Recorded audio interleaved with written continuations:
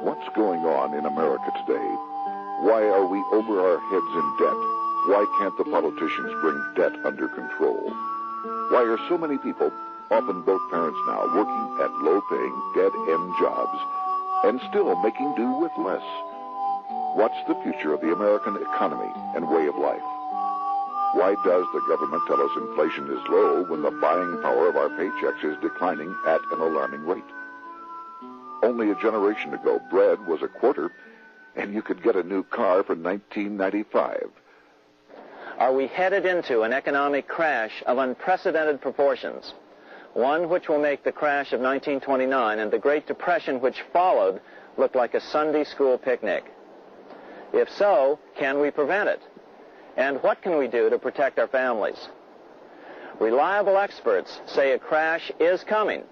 They also say that there are simple, inexpensive things anyone can do to protect their families, to keep food on the table and a roof over our heads, even in the worst of times.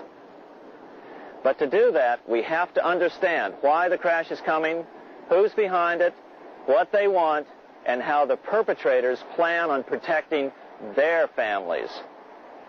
Armed with this knowledge, any of us can ride out the coming storm.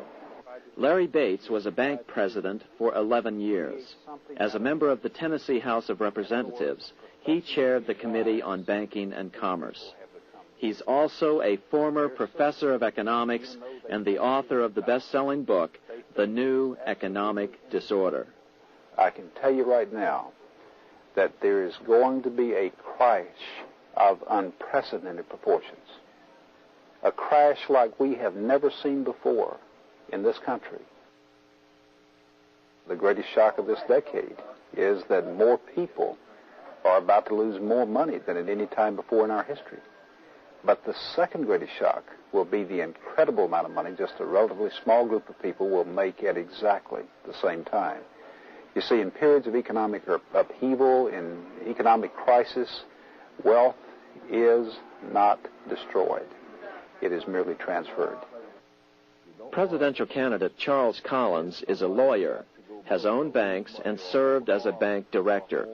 He believes we'll never get out of debt because the Federal Reserve is in control of our money. Right now, it's perpetuated by the Federal Reserve, making us borrow the money from them at interest to pay the interest that's already accumulated. So we cannot get out of debt the way we're going now. Economist Henry Pasquet is a tenured instructor in economics. He agrees the end is near for the U.S. economy. Not when you're adding, roughly round terms, $1 billion a day. We just can't go on. We had less than $1 trillion of national debt in 1980. Now it's approximately $5 trillion, 5 times greater in 15 years.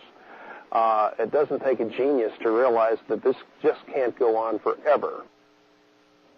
The problem is that since 1864, we've had a debt-based banking system. All our money is based on government debt. We cannot extinguish government debt without extinguishing our money supply. That's why talk of paying off the national debt without reforming our banking system is an impossibility. That's why the solution does not lie in discussing the size of the national debt, rather it lies in reforming our banking system. This is the Federal Reserve headquarters in Washington. It sits on this very impressive address, right on Constitution Avenue, right across from the Lincoln Memorial. But is it federal? Is it really part of the United States government? Well, what we're about to show you is that there's nothing federal about the Federal Reserve, and there are no reserves. The name is a deception created back before the Federal Reserve Act was passed in 1913 to make Americans think that America's central bank operates in the public interest. The truth is that the Federal Reserve is a private bank owned by private stockholders and run purely for their private profit.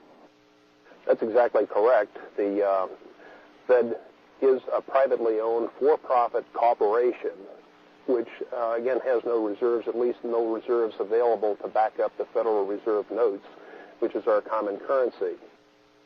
Oh, absolutely. The Federal Reserve is neither federal and has doubtful reserves. It's a private bank that is owned by member banks And it was chartered under the guise of deceit by an act of Congress in 1913.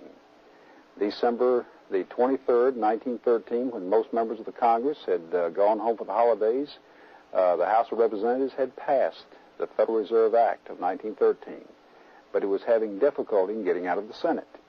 And most people had gone home. But one of the things that I used to make sure and check is when we had a recess in legislative circles, you want to make sure that you adjourn what is called sine die, without day. The Senate had not adjourned sine die, without day. It was still technically in session, so you had 3 members of the Senate, according to the Senate Journal, were present on that day, December 23rd, 1913, and they passed the Federal Reserve Act in the Senate on a unanimous consent voice vote. There was no objection. Had there been one person there to object and say and contest the absence of a quorum, then it would not have passed. If there's still any doubt whether the Federal Reserve is a part of the U.S. government, check your local telephone book. In most cities, it is not listed in the blue government pages. It is listed in the business white pages right next to Federal Express, another private company. But more directly, U.S. courts have ruled time and time again that the Fed is a private corporation. Why can't Congress do something about the Fed? Most members of Congress just don't understand the system, and the few who do are afraid to speak up. For example, initially a veteran congressman from Chicago asked us if he could be interviewed for this video. However, both times our camera crew arrived at his office to do the interview, this was all we were able to film. The congressman never appeared, and eventually decided he no longer wanted to participate. But a few others in Congress have been bolder over the years. Here are 3 quick examples. In 1923, Representative Charles A. Lindbergh, a Republican from Minnesota, and father of the famed aviator Lucky Lindy, put it this way: the financial system has been turned over to the Federal Reserve Board. That board administers the finance system by authority of a purely profiteering group. The system is private, conducted for the sole purpose of obtaining the greatest possible profits from the use of other people's money. One of the most outspoken critics in Congress of the Fed was the former chairman of the House Banking and Currency Committee during the Great Depression years. Louis T. McFadden, Republican of Pennsylvania, said in 1932, "We have in this country one of the most corrupt institutions the world has ever known. I refer to the Federal Reserve Board. This evil institution has impoverished the people of the United States and has practically bankrupted our government. It has done this through the corrupt practices of the moneyed vultures who control it." Senator Barry Goldwater was a frequent critic of the Fed. Most Americans have no real understanding of the operation of the international moneylenders. The accounts of the Federal Reserve System have never been audited. It operates outside the control of Congress and manipulates the credit of the United States.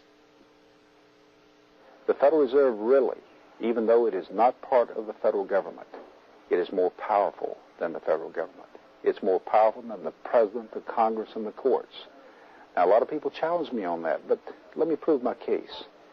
The Federal Reserve determines what the average person's car payment is going to be, what their house payment is going to be, and whether they have a job or not. And I submit to you that that's total control.